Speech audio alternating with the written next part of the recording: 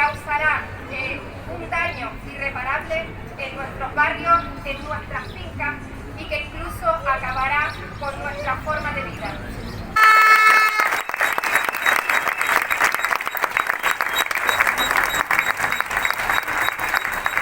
Gracias a Elías Navarro por estar hoy aquí en La Palma Opina.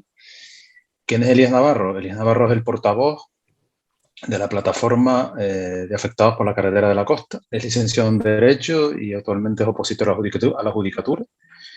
Y bueno, traemos hoy a Palma Opina un tema controvertido. El pasado viernes 13 de mayo hubo una manifestación o concentración en Tazacorte. Voy a hacerle dos preguntas para abrir fuego a Elías. La primera, la plataforma de afectados por la carretera de la costa está compuesta por vecinos obviamente, afectados. También hay vecinos de otros municipios, han tenido el apoyo de empresarios, comerciantes. Bueno, un poco esa va a ser una pregunta. Y ahora te lanzo la segunda, que tiene más que ver con el meollo de la cuestión que vamos a hablar hoy, ¿no? Porque el consejero de Obras Públicas, Transporte y Vivienda afirmó que el trazado que propone de la carretera de la costa del Gobierno de Canarias es un trazado que está avalado por un consenso bastante general entre administraciones. En cambio, ustedes cuestionan el trazado de la carretera de la costa que propone el Ejecutivo Regional y que será tramitado por emergencia. Y bueno, a esta realidad de este trazado, que algunos ya lo llaman la macrocarretera, ustedes, para ir un poco entrando, rompiendo el hielo, ¿qué proponen, qué planes, qué trazado? Y bueno, también hablamos de las hectáreas que el trazado que propone el gobierno regional, que cuántas hectáreas de cultivables, agrícolas, acabarían y cuántas viviendas serían afectadas. Bueno, esto para empezar, ya cuando quieras, Eli. Buenas tardes. En primer lugar, agradecerlos a los dos, a tanto Víctor como a Vicente, por darnos voz, por habernos llamado y por permitir que nos expresemos, que demos nuestra opinión y que se nos escuche de primera voz realmente nuestros pensamientos, ¿no? En cuanto a la primera pregunta sobre la constitución de la plataforma se encuentra constituida principalmente por vecinos de los tres barrios de Tazacorte, los tres núcleos de población que se van a ver afectados, pero no solo por vecinos de los tres barrios y los tres núcleos. Mayormente, o una gran parte de la plataforma también se constituye por parte de propietarios de fincas que se van a ver afectadas por la carretera y de muchas personas que han mostrado su solidaridad con esta causa. Y aunque no se vayan a afectar directamente, quieren participar activamente porque entienden que es una lucha justa y que no se debe causar más sufrimiento a una población ya de por sí bastante castigada como la población del Valle de Aridane en este año, ¿no? En cuanto a las palabras del consejero Franqui sobre el consenso, bueno, reseñar en primer lugar todas las manifestaciones públicas que han hecho por parte de colectivos agrarios y de partidos políticos, tanto expresas como tácitas, en las últimas semanas, ¿no? Hemos visto varias declaraciones, tanto del presidente como del gerente de Asprocan, hablando sobre su no apoyo a la carretera o a este tipo de trazado de la carretera. Ellos hablan incluso de una sección hasta de 21 hectáreas, que estaríamos hablando de 42 fanegas de plátano. Hemos visto a representantes de otras dos plataformas agrarias en la concentración del viernes, demostrando su apoyo de forma tácita también. De la misma manera, la concentración del viernes fue apoyada por 4 partidos políticos distintos. Tanto representantes de Coalición Canaria, Izquierda Unida, Más País y Sí Podemos. En particular, el señor Paco Beni se ha mostrado como miembro del gobierno de Canarias totalmente en contra de este trazado, lo ha dicho públicamente. Entonces entendemos que realmente este consenso, este supuesto consenso no existe. De la misma manera hemos visto cómo la ciudadanía se ha significado de forma permanente en un mismo sentido durante el último mes y medio en contra de este trazado, porque este trazado no solo va a afectar a 40 y tantas fanegas de plátanos, 20 y pico hectáreas, según palabras o según estimaciones de Asprocan, sino que afectaría también a 3 núcleos de población. Estaremos hablando de 3 barrios de Tazacorte, de los 3 barrios sobrevivientes, o prácticamente los 3 barrios exteriores que han sobrevivido a la erupción, dentro de la vía y puerto de Tazacorte, el barrio de Marina, el cual la carretera cruzaría por la mitad, con una suerte de serpenteo entre las viviendas para tratar de evitar lo máximo posible la afección a las mismas. El barrio de San Borondón, el cual dejaría totalmente encuadrado entre 4 carreteras, 4 vías. y el barrio del campo de fútbol, el cual también dejaría encuadrado entre 3 vías y el campo de fútbol como barrera no natural, pero sí barrera artificial, y además con el extra de peligrosidad de que cruzaría el barrio del campo de fútbol justo por encima, lindando con un antiguo embalse llamado embalse Charco-Yarremo o embalse Tenisca, comúnmente conocido así. Un embalse de unas dimensiones considerables, con una antigüedad, me han dicho, casi de 100 años, y sobre el cual se establecería el eje del trazado a la salida del antiguo cruce de la carretera de la costa. Y aún no han hecho ni siquiera las pruebas para saber si sería capaz de soportar las obras y las vibraciones que supondría una construcción de estas características, ¿no? Entonces, creo que este consenso, por lo dicho, tanto por la respuesta del sector, así como por la respuesta de los distintos partidos políticos, y sobre todo la respuesta ciudadana, hemos recogido más de 5.000 firmas en apenas pues, un mes y medio que llevamos. Hay que tener en cuenta que el pueblo de Tazacorte no tiene ni 5.000 habitantes. Es cierto que todas las firmas no son del pueblo de Tazacorte. Para mí esto únicamente fundamenta aún más la razón que tiene nuestra lucha. Si todas las firmas fuesen únicamente de un solo pueblo, podríamos estar equivocados. Si las firmas vienen del conjunto del Valle de Aridane, en apenas un mes y medio, 5.000, creo que vamos por 5.500 firmas, entre digitales y a papel, bueno, habla y establece una significación ciudadana en un sentido totalmente contrario a la realización de la vía de esta manera, no la realización de la vía en sí. Pues nosotros siempre hemos expresado que la vía hay que realizarla. El restablecimiento de las vías e infraestructuras previas por el volcán, por supuesto, es algo absolutamente necesario. Otra cosa muy discutible es que se tenga que hacer de esta forma, con este trazado y por la vía de emergencia. En cuanto a las alternativas que ustedes nombraban, hemos propuesto varias, no solo el restablecimiento de la vía anterior, la llamada alternativa cero, la no realización de una obra nueva, sino el restablecimiento de la vía anterior. También hemos propuesto utilizar la vía anterior para realizar una vía nueva, es decir, ensanchar la vía anterior, mejorarla sobre la lava, hacerla más recta, hacerla más cómoda. Hemos propuesto otra alternativa que sería una bifurcación a la salida del cruce de la antigua carretera de la costa para que el Río Aridane también pudiese participar de esta vía y el pueblo de Tazacorte no tuviese que absorber la cantidad de tráfico que quieren pasar por aquí. Hemos propuesto tunelar los últimos 760 metros. Hay que recordar que la tunelación, esta alternativa, se encuentra en los barrios a casi 1 kilómetro de las coladas. Estamos hablando de barrios que estuvimos evacuados 3 meses. Por tanto, entendemos que un túnel de 760 metros aproximadamente, 750 metros, bueno, no sería una medida desproporcionada ni ninguna locura. Y la tunelación, que parece algo, bueno, puede resultar sorprendente. La administración a esta propuesta de tunelar, ¿lo ven factible?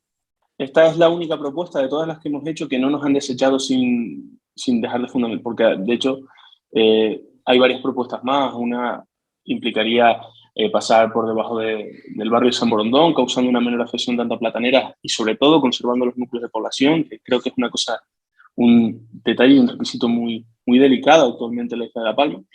En cuanto a la tunelación, ha sido la única que no ha sido descartada de pleno. Sí que se nos ha puesto ciertas reticencias y se nos ha dicho que se iba a estudiar, en particular en la reunión que hubo el 19 de abril en el Museo Benarita con el consejero Franqui, el vicepresidente del Cabildo, el señor Perdomo. Bueno, se nos dijo que Europa no recomendaba túneles en vaguada o túneles en pendiente. Nosotros, habiéndonos informado, hemos encontrado la regulación europea sobre tunelación, Directiva 54/2004 del 29 de abril, establece en su anexo segundo, apartado 2.2.2, como único requisito sobre la pendiente de las vías que no existe ningún túnel nuevo con una pendiente longitudinal mayor a un 5% durante todo el trazado.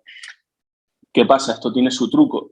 Al no tener que preocuparse de la afección que debería de realizar el túnel, el segmento de conexión desde la salida del cruce de la costa hasta la conexión con la LP2, para que sea una carretera de interés regional, podría moverse de tal forma que se sortease este 5%.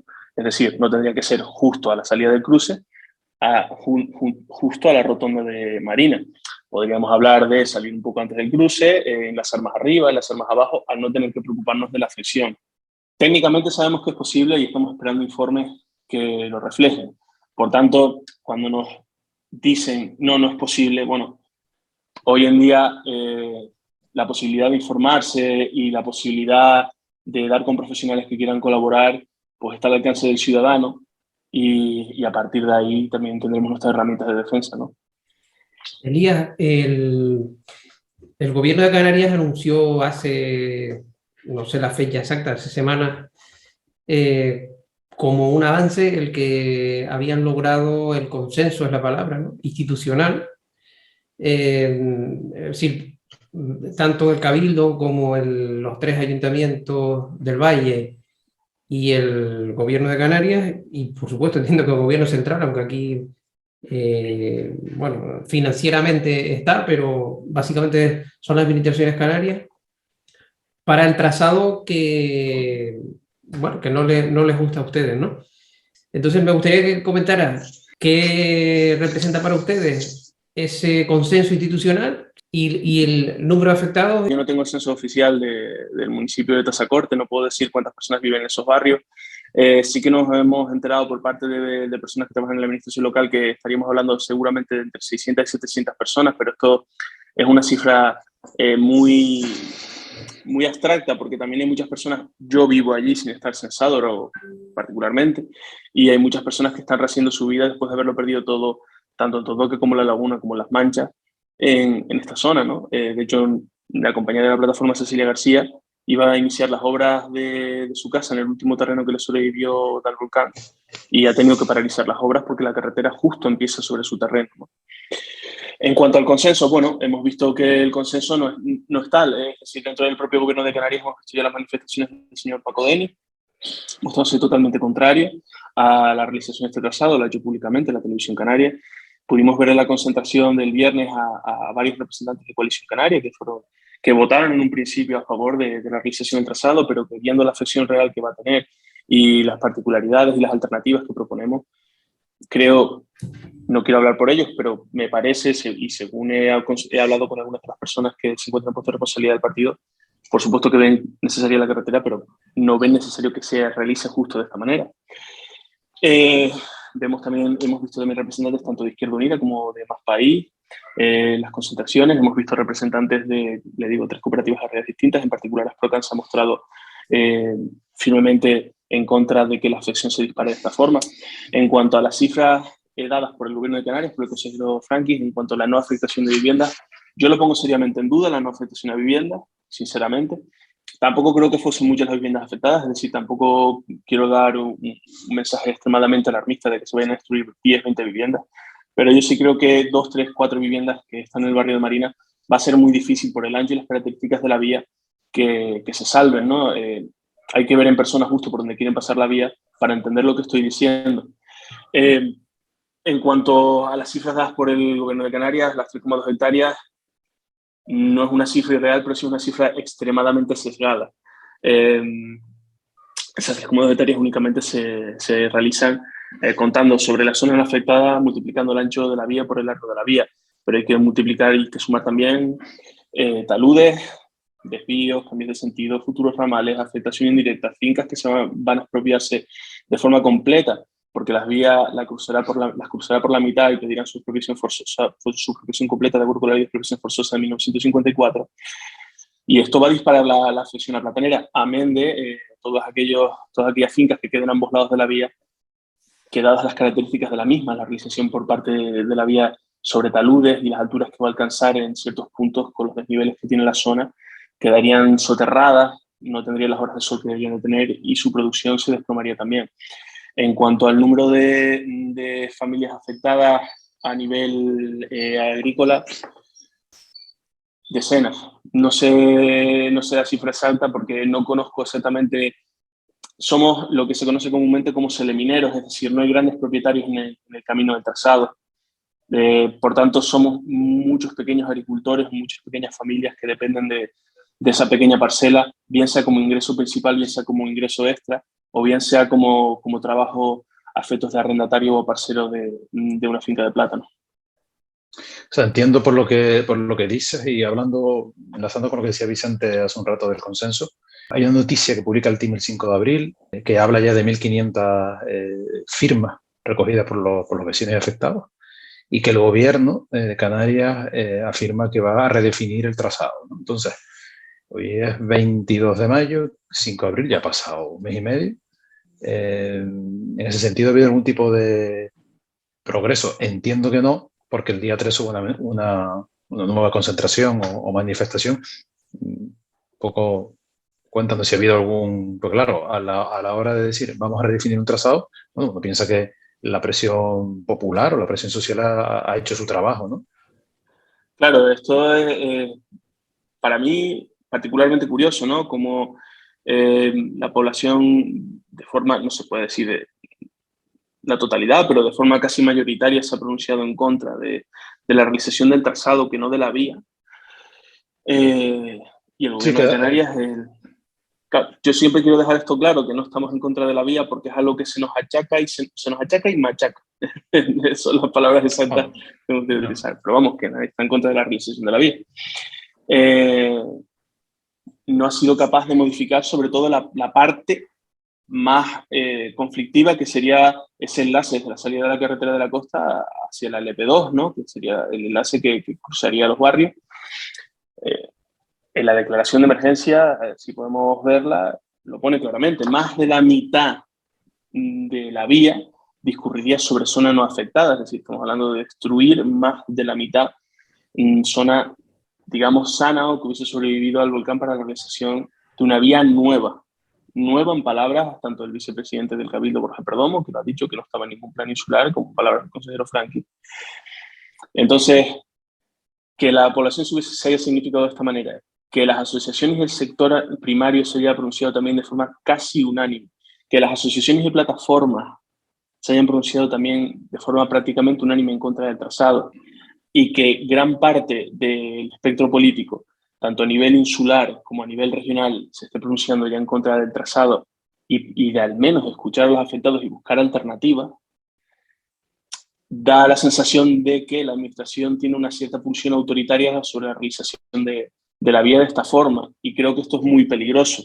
Creo que esto es muy peligroso, sobre todo en el contexto histórico, yo diría en contexto histórico y social que estamos viviendo en la isla de La Palma después de venir de donde venimos. Creo que ahora más que nunca se debe de escuchar a la gente. ¿Y el del 13 de mayo ahora ha habido alguna respuesta por parte de la administración? No, desde la concentración ahora no ha habido ninguna. Desde el 19 de abril hasta ahora hubo unas pequeñas modificaciones en el trazado, cambio de un talud por una pared de contención, un pequeño túnel de unos 150 metros que evitaría la pérdida de alguna finca, y sobre todo, y la más particular, que nos lo mostraron en un vídeo de Rey del Valle, pasar un puente encima de unas casas. Literalmente van a dejar a personas viviendo debajo de un puente. Si pretendían con este tipo de medidas tranquilizar a la población, bueno, pues han conseguido el efecto contrario. No sé, yo creo que a nadie le gusta vivir debajo de un puente. Si no hubiera habido erupción volcánica, ¿a ustedes la carretera de la costa siempre la han considerado necesaria? Si crees que hay razones para el procedimiento de emergencia, y si crees que hay razones, además, para esa carretera de la costa, o en este momento la carretera que une la laguna y las Norias sería suficiente, porque además la solución que ustedes plantean pasa por la laguna. En cuanto a mi opinión personal, para sacarla primero, porque es lo más rápido, para mí la antigua carretera de la costa era mi carretera favorita de la isla. Yo todos los días a las 7, 8 de la tarde que podía, cogía el coche solo, me ponía la música, llegaba al remo y subía porque me encantaba conducir esa carretera. Mi opinión personal es esta. A mí, a título personal, me gusta mucho más conducir una carretera como era la antigua de costa, que tú pudieses ir viendo el litoral, que me pongan, digamos, una autovía y llegue directamente. Bueno, entiendo que es más cómodo y entiendo que es un avance, pero bueno, a título personal me gusta más conducir de esta otra manera. Creo que se disfruta más incluso para el turista, ¿no? Creo que la particularidad de las islas, y lo hemos visto, creo, estaba leyendo esta semana un artículo de un pueblo de La Gomera, me parece Agulo, me parece que se llama, que había sido elegido el pueblo más bonito de España, ¿no? Creo que la particularidad de las islas y de nuestra idiosincrasia es el adaptar nuestros pueblos y nuestras vías a la orografía de las islas, ¿no? Porque es nuestra particularidad y ahí está la belleza. Pero ahí la te planteo que esta carretera, sí, lo que se entiende por la carretera por la costa es una autovía. Claro. Sí, no estamos hablando de una carretera pintoresca adaptada, sino una autovía rápida. Me refiero a eso. Si Por eso te digo, mi opinión personal, yo preferiría el otro tipo de vía. Vale, Mi vale. opinión personal. Aquí es donde quiero llegar. Mi opinión personal. Entiendo la realización de este tipo de vías en pos de un futuro anillo insular. De hecho, ya nos lo han dicho. Sería el primer tramo del anillo insular, luego enlazaría con el Remo La Zamora. Yo lo entiendo, me parece el avance. Creo que hay que tener vías de futuro también. Ahora bien, una cosa es la idea y otra cosa es la forma y la realización de la misma. Cuando hablamos de la obra de emergencia, en primer lugar, la fundamentación de las obras de emergencia se trata para la restitución y restablecimiento de vías. Me ciño a la hemeroteca. Tanto el consejero de Obras, vicepresidente del Cabildo, ha dicho que es una obra nueva, el consejero de Obras del Gobierno de Canarias ha dicho, el presidente del Cabildo lo ha dicho, administraciones locales han dicho, no es una obra nueva, se está utilizando una obra de emergencia para la realización de una obra nueva. Por tanto, la vía de emergencia no es necesaria. ¿Por qué no es necesaria? Sería necesaria si no quedase otra alternativa. De hecho, la declaración de obra de emergencia se fundamenta en un solo informe de un técnico que ofrecía dudas según la información que le habían dado. O sea, ya estamos poniendo muchos interrogantes sobre si se podía trabajar en otro lado. ¿Qué pasa? Tiremos de hemeroteca, el mes que viene se abre el primer carril de la Laguna de las Norias, por tanto la reconexión norte-sur ya no sería necesaria por aquí. Se abrirá el segundo carril seguramente pues un mes después o cuando sea y el tráfico será fluido como ha sido siempre. ¿Es necesaria la realización de la vía por el procedimiento de emergencia imponiéndoselo a la gente de esta forma como se nos está intentando de imponer? No. ¿Es necesaria la realización de una vía nueva? Puede ser, pero realícese con los trámites correspondientes. Lo que no podemos mezclar es obra de emergencia, que como ustedes bien han dicho, ofrece unas características particularidades de licitación, pero el que ofrezca unas características particulares de licitación no implica que se puedan sacar todos los trámites de emergencia. El proyecto tarde o temprano hay que presentarlo, formas de impacto medioambiental. Esto hay que presentarlo tarde o temprano y de la misma forma no se puede confundir con lo dispuesto en la Ley de Expropiación Forzosa sobre el trámite de expropiación de urgencia.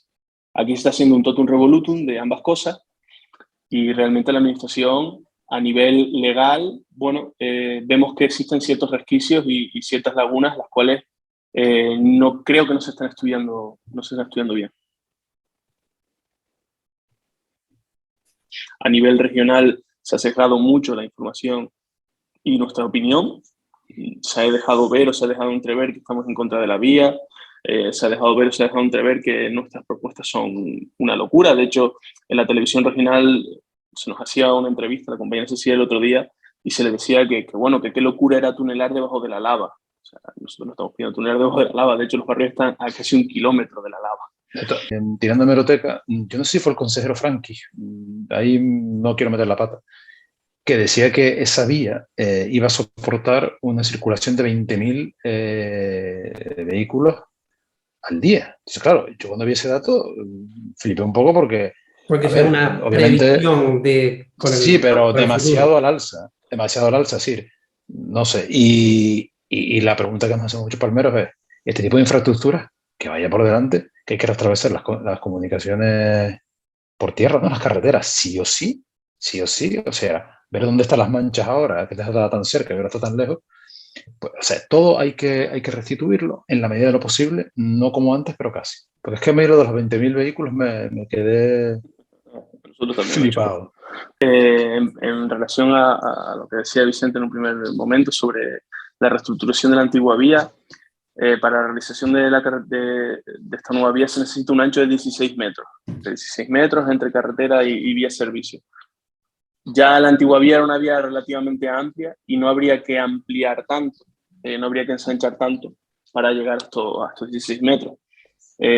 Somos razonables todos aquí en La Palma. O sea, yo creo que nadie, yo no me quejaría y yo creo que nadie se fuese a quejar porque le quitasen una calle de plátanos, digamos, o una calle de aguacates o lo que sea que haya por esa zona, ¿no? Mayormente plátanos.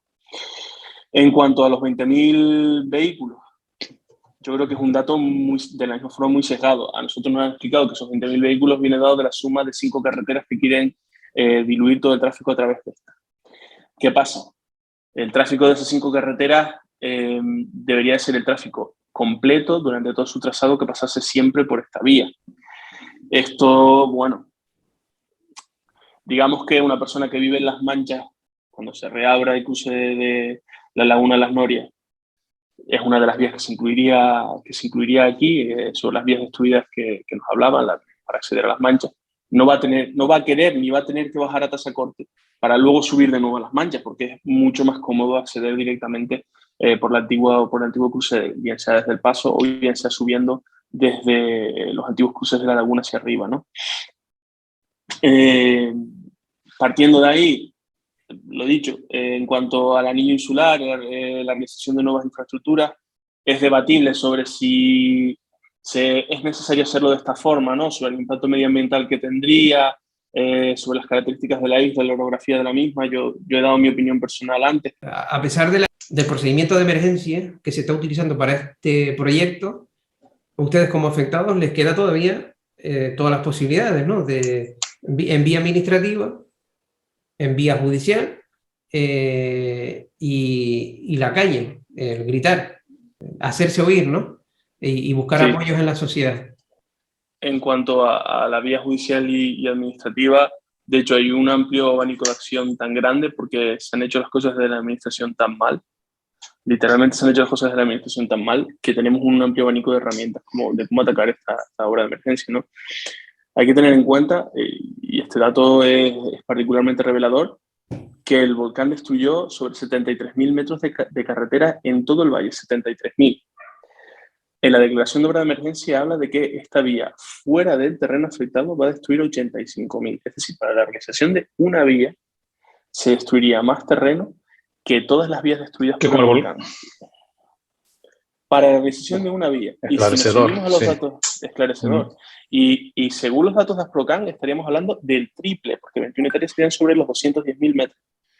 Es a todas vistas una medida desproporcionada y totalmente injustificada por la vía de emergencia, puesto que la vía de emergencia en su fundamentación existen además consultas vinculantes del año 2017, estoy interpretando la misma, se debe de ceñir al restablecimiento de infraestructuras, de las infraestructuras preexistentes, más allá de la particularidad de licitación que tenga la propia obra de emergencia. Entonces, partiendo de ahí, existe, y aparte las formalidades requeridas tanto para la utilización de la vía de emergencia y la ocupación de terreno se han saltado completamente por parte de la administración. Las hojas de aprecio, incluso los anuncios de la obra, que es algo muy básico y no se ha realizado, no existe ningún cartel, tampoco ha tenido ninguna comunicación ninguna persona afectada sobre su terreno por el cual hayan pasado, pero no solo en esta vía, sino en la vía de la laguna, en la vía del Hoyo del Verdugo, que entendemos que durante la emergencia, mientras el volcán estaba activo, pues evidentemente este tipo de formalismos sí que se pueden saltar, pero la realidad es que actualmente ya el volcán no está activo y este tipo de formalismos se deben de respetar porque así lo exige la ley, porque así lo exige la ley, no porque lo exijamos nosotros, que también a nivel ético y moral debería de ser salir de parte de la administración el realizar este tipo de actuaciones y este tipo de formalidades, sino porque la ley se lo exige y no se está cumpliendo estrictamente con lo que dice la ley y así. Y has dicho antes que había apoyo de determinados partidos políticos, formaciones políticas, entre ellos Coalición Canaria y Más País, creo que dijiste, Izquierda Unida y Podemos o alguna marca de Podemos. Y a la vez notas un clamor popular. Bueno, vimos lo que pasó el día 3 en Tazacorte de mayo, ¿no? Entonces, empiezas a pensar un poco en la imposibilidad o que parece un poco increíble o incomprensible que se vaya a realizar esta obra de la manera en que se va a hacer. Entonces, ¿crees que todo esto corre o sea, cuál es el estado de ánimo dentro de la gente que está en la plataforma? Sí. El estado de ánimo nuestro ahora mismo es más fuerte que nunca. ¿Por qué? Porque vemos que cada vez se suman más apoyos, vemos que el hecho de que se sumen apoyos de personas con tantas problemáticas, ideologías y creencias distintas significa que nuestra lucha es justa, porque si una lucha no fuese justa no podría ser capaz de aglutinar personas con disparidad de opiniones tan importantes, ¿no?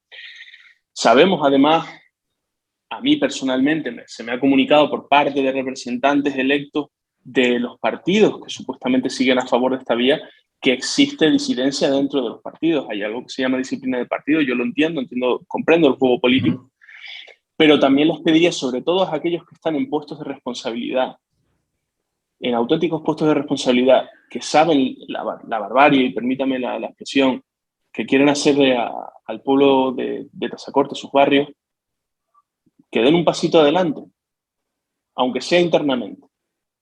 Den un pasito adelante y digan, vamos a escuchar, no están pidiendo nada que no sea razonable, no se están oponiendo a la vía.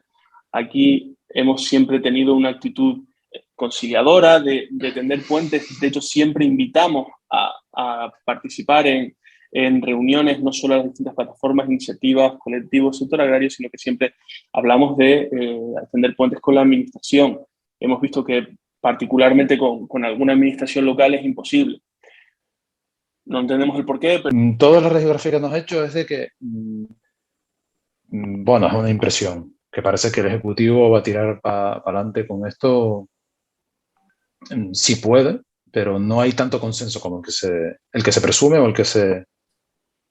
Claro, esto es muy peligroso porque si un ejecutivo, viendo que la población y gran parte del espectro político, incluso dentro de sus propios partidos, tira para adelante con un proyecto después de haberse significado totalmente en contra en la gran mayoría, estaríamos hablando de una decisión literalmente autoritaria. Creo que no vivimos en una partitocracia absolutista, creo que vivimos en una democracia. Es decir, la participación tiene que ser efectiva por parte del pueblo. Y en este caso, y particularmente con el contexto que vivimos, lo decíamos el otro día, después del manifiesto de la concentración, lo dije yo, y creo que es el sentir de la plataforma en general. Quien tiene que decidir lo que hay que hacer con Todoque serán los vecinos de Todoque. Quien tiene que decidir lo que hay que hacer con Las Manchas, el Corazoncillo, serán sus vecinos, y La Laguna, sus vecinos. No hablo ya de, digamos, una participación absolutamente permanente, que estén en las instituciones saltándose cualquier tipo de procedimiento democrático. Hablo de participación efectiva, de escucha y de auténtica vinculación de la opinión de la gente en la realización de las distintas medidas por parte de las administraciones. En ningún momento desde que, bueno, no ya que empezó la erupción, vamos a poner la fecha del 13 de diciembre hasta ahora, que es cuando el volcán, por suerte, termina la erupción. En todos estos meses, ¿consideras que no ha habido ningún tipo de cauce participativo, aunque fuera mínimo, aunque fuera modesto? Yo tengo que ser honesto y tengo que decir que la problemática nuestra nació hace 2 meses. Es sobre la que más información tengo. Yo soy afectado, pero no soy damnificado, no llegué a perder. Se quedó la lava en la laguna. Si hubiese bajado línea recta, si hubiese perdido pues, casi todo lo que tenía mi familia, ¿no? que lo concentramos casi todo en esta zona. Entonces, sobre las problemáticas específicas en cuanto a soluciones habitacionales y demás, no quiero entrar porque no puedo hablar con la misma propiedad con la que puedo hablar de nuestro problema. Es muy significativo que nuestro problema particular, después de habernos reunido con la administración local, habernos reunido con el gobierno de Canarias, se les haya dicho específicamente, y con estas palabras que yo voy a decir, sacar los barrios de la ecuación es una decisión políticamente inteligente para ustedes. Y que lo único a lo que se nieguen tajantemente, hasta el momento, y esperemos que aquí esto sí tenga que cambiar porque es una situación muy delicada tocar los barrios, es a cambiar ese enlace con la LP2, pues implica que realmente la escucha y la participación ciudadana no está siendo efectiva. ¿Qué ventaja tiene para esas alternativas ustedes para personas que no están directamente afectadas? Y dicen, oye, pues es más barato, consume menos territorio. Sí. En primer lugar, se nos ha contraargumentado utilizando una expresión bastante vaga, abstracta y pobre como es el bien común. El bien común como argumento, le digo, bastante vago, abstracto y pobre en contra de cualquier tipo de alternativa. Bueno, es que hay que mirar por el bien común, hay que mirar por el bien común. Por supuesto hay que mirar por el bien común, pero como le digo, como argumento para tirar por suelo alternativas fundamentadas es bastante abstracto, vago y personalmente pienso que carente de nivel a las alturas en las que estamos. En cuanto al siguiente argumento sobre los beneficios para la población o no, de hacer referencia en primer lugar al Producto Interior Bruto de la isla, que depende de más de un 60% del plato, nos estaríamos hablando de perder, pues creo que cerca de 1 millón de kilos. Si se llevasen sobre las cifras de Aprocan, esto afectaría directamente a toda la isla. Cada Fanega da 2 puestos de trabajo y medio entre beneficios, entre trabajos directos e indirectos. En cuanto a la destrucción para realizar más destrucción, para realizar una nueva construcción, digamos, yo creo que son postulados totalmente arcaicos. Ya Frédéric Bastiat, ya por 1840, con la falacia de la ventana rota, tira por suelo este tipo de postulados. Estamos hablando de argumentarios absolutamente desfasados desde hace casi 200 años. Al final, la teoría de los costos de oportunidad nace de esta falacia. Establece que en el momento en el que se rompe una ventana no significa mayor creación de empleo porque haya que rehacer la ventana y de este empleo a la cristalería y demás. Establece a nivel líneas muy generales y básicas. Les invito a leer la obra de Florent Bastiat porque además es muy interesante y esclarecedora sobre ciertas políticas actuales. Establece que al final lo que se está perdiendo es el coste de una ventana. Para la población se está perdiendo el coste de una ventana. Ese coste se podía haber reinvertido en otra cosa. Si la ventana era una panadería, el panadero podía haber comprado más pan, hubiese reducido los precios del pan de esa semana, o lo podía haber invertido en cualquier otro tipo de empresa. En cuanto a la reducción de costes de la vía por el restablecimiento de la vía antigua y mejora y ensanchamiento, bueno, no solo la alternativa que nosotros hemos planteado y que se ha visto publicada en el manifiesto y en el panel informativo de la concentración, sino que existen otras alternativas que reducirían el terreno afectado. Como le digo, por ejemplo, pasarla por debajo de los núcleos de población reduciría mucho la afección a plataneras. Existen grandes bolsas de suelo sin edificar detrás del barrio de San Borondón. No es la medida ideal, pero al menos se respetarían los barrios. Ya le digo, nosotros siempre decimos lo mismo, no queremos echarle a otro, digamos, el problema que tenemos nosotros, pero lo ponemos a modo ejemplificador de que existen alternativas menos dañosas para el tejido productivo y para los núcleos de población. Cuanto a las decisiones políticas, yo entiendo que las decisiones políticas se toman en base a criterios de oportunidad, ¿no? Las decisiones, es el fundamento de las decisiones políticas. Pero en este caso, como estamos hablando de criterios de oportunidad y de costes de oportunidad derivados de una decisión política, tenemos que tener en cuenta que en este caso el coste de oportunidad son directamente las personas y su modo de vida, de cientos de personas y su modo de vida, de personas que han sufrido y visto mucho sufrimiento en este último año. No venimos de un contexto de bonanza, venimos de ver perder a miles de vecinos, familiares, amigos, todo lo que tenían. Y no queremos seguir viendo a gente sufrir. A mí, particularmente, lo he contado en alguna otra intervención, después de la concentración, me llegó de verdad, porque soy agricultor, a pesar de haber estudiado, me considero agricultor, hijo de agricultor, nieto de 2 agricultores, bisnieto de otros 2 agricultores. Sé lo que es la tierra, sé lo que son los plátanos. Y al finalizar la concentración se me acercó un hombre. Si lo ve, le envío un abrazo. Tenía las manos manchadas de tierra. Ese hombre venía de trabajar. Y lo vi absolutamente emocionado, devastado, porque él, el Pampillo, lo había perdido todo.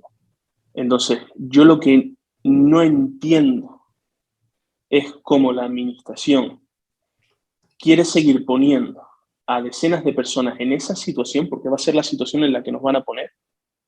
¿Cómo pueden darle la espalda a ese dolor? ¿Y cómo pueden permitir que siquiera esa idea de seguir causando sufrimiento y seguir destruyendo modos de vida y estilos de vida dentro de esta isla, generaciones que llevan en esos barrios, pueda ser defendida de forma pública?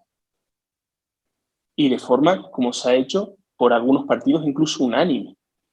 Esto es triste. O sea, a sabiendas además de que dentro de los partidos existe disidencia y existen personas que realmente quieren ayudar, empatizan con los demás y no quieren seguir viendo sufrimiento a una población muy, muy castigada. Más Canarias ha presentado una denuncia por vía penal. No tengo problema en hablar de eso. Nosotros sí, bueno, hemos dado sí, porque como tiene que ver con, digamos, ellos, sí. Su denuncia está basada en que supuesto interés personal o supuesto interés personales en la... Yo no tengo, claro. no voy a entrar, si me permiten, no voy a entrar en la fundamentación de la denuncia. Tampoco sabemos mucho. O sea que... claro, yo tampoco tengo especial conocimiento. Sabía que se iba a poner porque una de las personas responsables de la denuncia es afectada por la carretera y se encuentra dentro de la plataforma. Pero nosotros, de hecho, mandamos una nota de prensa, una pequeña nota de prensa en el momento en el que se publica la denuncia para desvincularnos de la misma, porque al final es una denuncia que presenta Más País, nosotros no hemos participado en ella. En un primer momento sí que se nos intentó, digamos, señalar, pero no tenemos nada que ver. Nosotros, nuestras vías de actuación son y serán por otra vía, en este caso la vía administrativa, contencioso administrativa, que creemos es más fructífera y, digamos, no tenemos que meternos en estos cenagales, por decirlo de alguna manera. Yo entiendo que todas aquellas personas que tengan conocimiento de un hecho que ellos supongan delictivo lo pongan en conocimiento de la Fiscalía, lo fundamenten y presenten las pruebas correspondientes. Es un derecho de todo ciudadano español, la acusación particular. Realmente para el habitante del Valle de Aridane se ha reducido su espacio. Más de 10 hectáreas de un valle que tampoco es inmenso, pero bueno, para el tamaño de La Palma sí. 10 hectáreas cubiertas por lava, inutilizadas en este momento, una parte de las cuales probablemente se ha declarado espacio protegido, otra parte para otros usos, eso todavía tardará tiempo en definirse, ¿no? Que ese es otro tema, pero que no hemos entrado aquí. Entonces, ahí pues cualquier obra que se haga ahora, y mucho más una carretera de esta envergadura, va a actuar sobre el que a uno parece que el poco espacio que ahora queda, ¿no? Con lo cual el concepto de impacto ha cambiado, ¿no? También. Claro, yo no sé exactamente las cifras de afección, sí sé que las fanegas de plátanos perdidas están por encima de las 200, este sería 100 y algo hectáreas, me parece, por el tema del volcán. O sea, el espacio que nos queda, como tú bien dices, es muy, muy, muy reducido.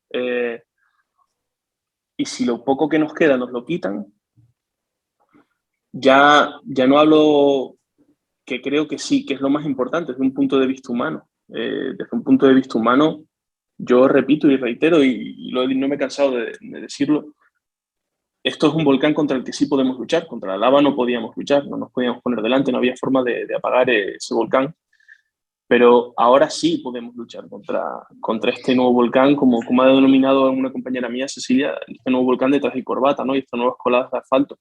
Lo vamos a hacer y estamos en ello porque entendemos que el espacio es reducido, que hemos sufrido lo suficiente y que no es justificable una destrucción tan grande y un cambio tan grande en la forma y el modelo de vida de cientos de personas del pueblo de Tazacorte.